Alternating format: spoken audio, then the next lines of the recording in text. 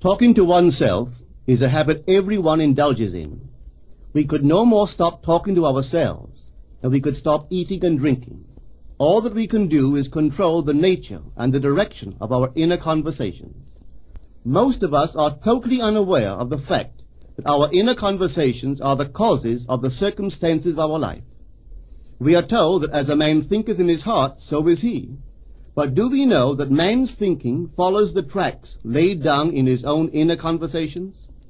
To turn the tracks to which he is tied in the direction in which he wants to go, he must put off his former conversation, which is called in the Bible the old man, and be renewed in the spirit of his mind.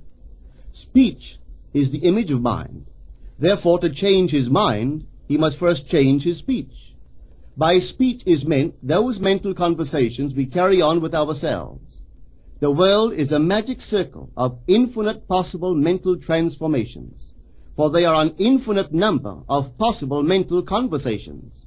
When man discovers the creative power of inner talking, he will realize his function and his mission in life. Then he can act to a purpose. Without such knowledge, he acts unconsciously. Everything is a manifestation of the mental conversations which go on in us without our being aware of them. But as civilized beings, we must become aware of them and act with a purpose. A man's mental conversations attracts his life. As long as there is no change in his inner talking, the personal history of the man remains the same. To attempt to change the world before we change our inner talking is the struggle against the very nature of things. Man can go round and round in the same circle of disappointments and misfortunes, not seeing them as caused by his own negative inner talking, but as caused by others. This may seem far-fetched, but it is a matter which lends itself to research and experiment. The formula the chemist illustrates is not more certainly provable than the formula of this science by which words are clothed in objective reality. One day a girl told me of her difficulties in working with her employer. She was convinced that he unjustly criticized and rejected her very best efforts. Upon hearing her story, I explained that if she thought him unfair, it was a sure sign that she herself was in need of a new conversation piece. There was no doubt but that she was mentally arguing with her employer, for others only echo that which we whisper to them in secret. She confessed that she argued with him mentally all day long. When she realized what she had been doing, she agreed to change her inner conversations with her employer. She imagined that he had congratulated her on her fine work, and that she, in turn, had thanked him for his praise and kindness. To her great delight, she soon discovered that her own attitude was the cause of all that befell her. The behavior of her employer reversed itself. It echoed, as it had always done, her mental conversations with him. I rarely see a person alone without wondering to what conversation piece is he tied. On what mysterious track is he walking? We must begin to take life consciously, for the solution of all problems lies just in this. The second man, the Lord from heaven in all of us, is trying to become self-conscious in the body, that he may be about his Father's business.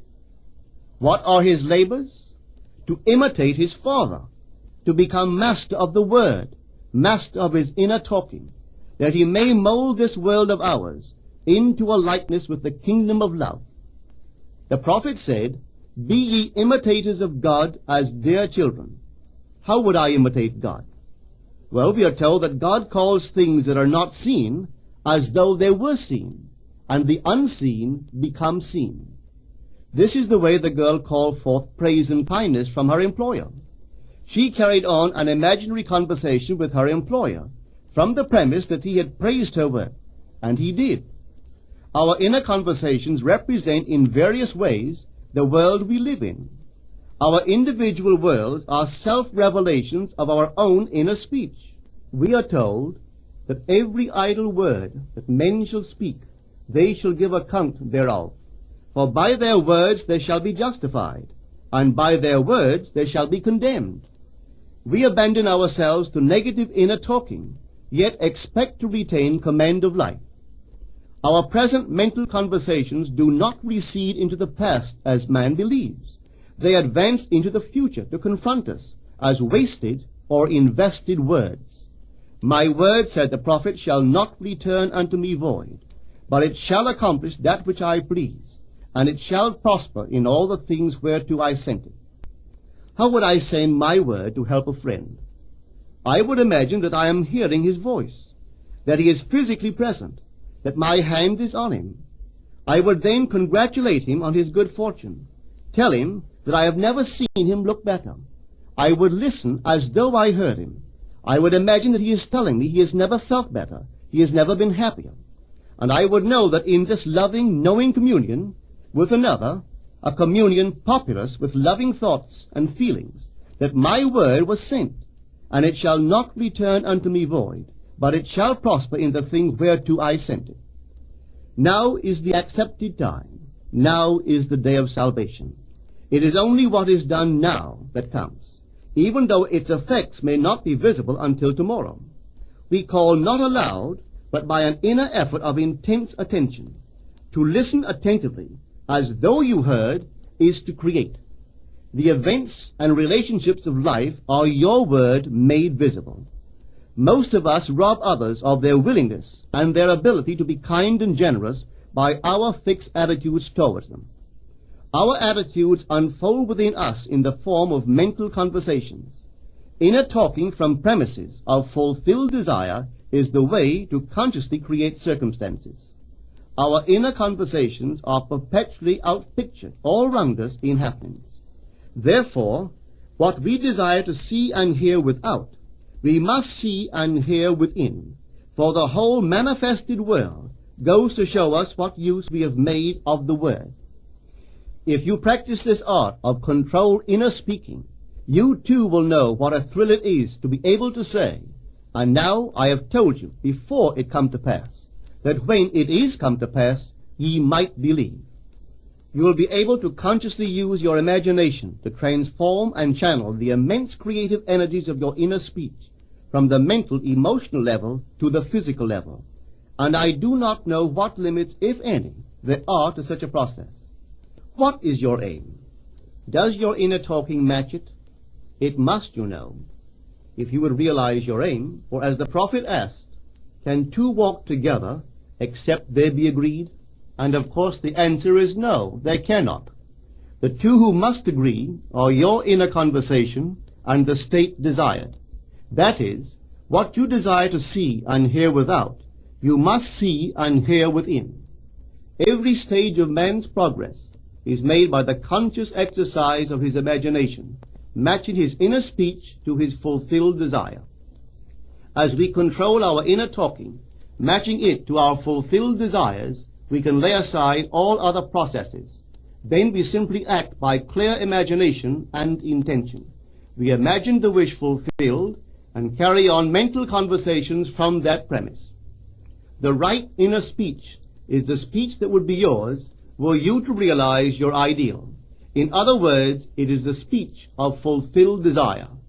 Now you will understand how wise the ancient was when he told us in the Hermetica, there are two gifts which God has bestowed upon man alone, and on no other mortal creature.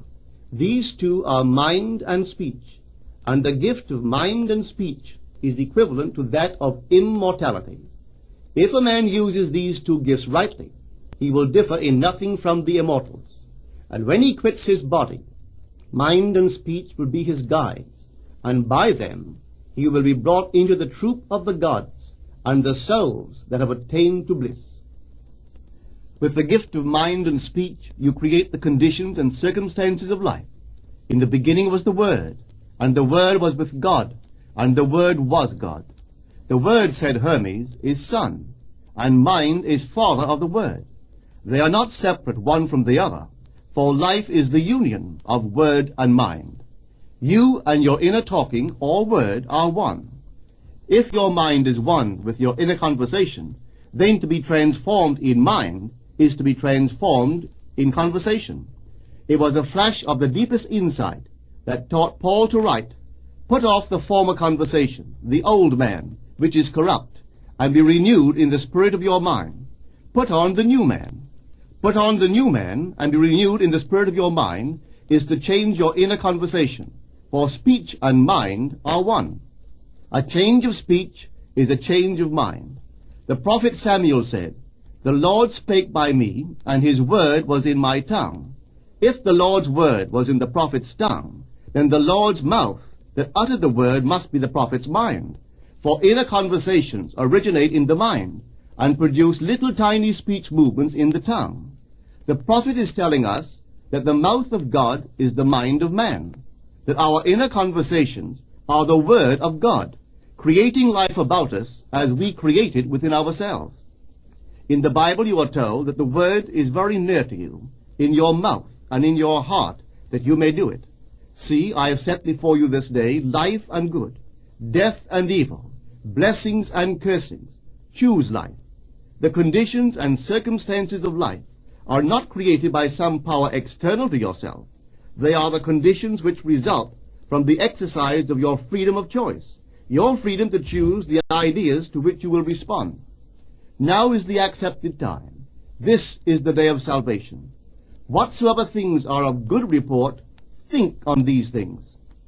For your future will be formed by the word of God, which is your present inner talking. You create your future by your inner conversations. The worlds were framed by the word of God, that is, your inner talking. See yonder fields? The sesamum was sesamum, the corn was corn, the silence and the darkness knew. So is a man's fate born. For ends run true to origins. If you would reap success, you must plant success. The idea in your mind, which starts the whole process going, is the idea which you accept as true. This is a very important point to grasp, for truth depends upon the intensity of imagination, not upon facts. When the girl imagined that her employer was unfair, his behavior confirmed her imagination. When she changed her assumption of him, his behavior reflected the change, proving that an assumption, though false, if persisted in, will harden into fact. The mind always behaves according to the assumption with which it starts. Therefore, to experience success, we must assume that we are successful. We must live wholly on the level of the imagination itself, and it must be consciously and deliberately undertaken. It does not matter if, at the present moment, external facts deny the truth of your assumption. If you persist in your assumption, it will become a fact. Signs follow. They do not precede. To assume a new concept of yourself is to that extent to change your inner talking or word of God, and is therefore putting on the new man. Our inner talking, though unheard by others, is more productive of future conditions than all the audible promises and threats of men.